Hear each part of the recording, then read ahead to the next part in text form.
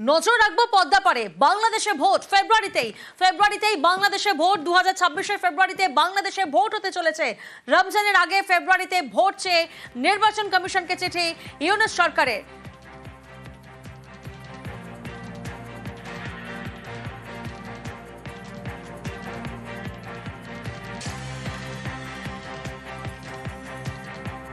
আমরা এবার একটা নির্বাচিত সরকারের কাছে দায়িত্ব হস্তান্তরের প্রক্রিয়া শুরু করব। অন্তর্বর্তী সরকারের পক্ষ থেকে আমি প্রধান নির্বাচন কমিশনারের কাছে চিঠি পাঠাবো যেন নির্বাচন কমিশন আগামী রমজানের আগে 2026 সালের ফেব্রুয়ারি মাসে জাতীয় নির্বাচন অনুষ্ঠানের আয়োজন করেন, একটি নতুন বাংলাদেশ গড়ার কাজে সফলভাবে এগিয়ে যেতে পারে।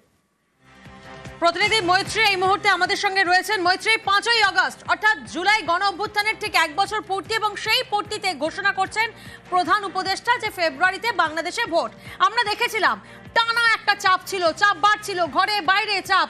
তাহলে কি সেই চাপের মুখে পড়েই এই সিদ্ধান্ত নিতে বাধ্য হলেন মোহাম্মদ ইউনূস?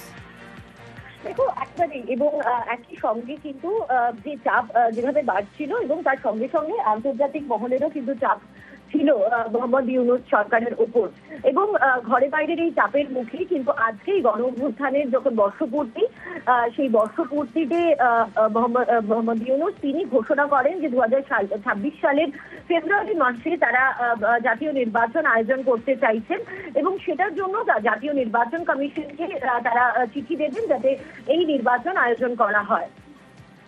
বেশ।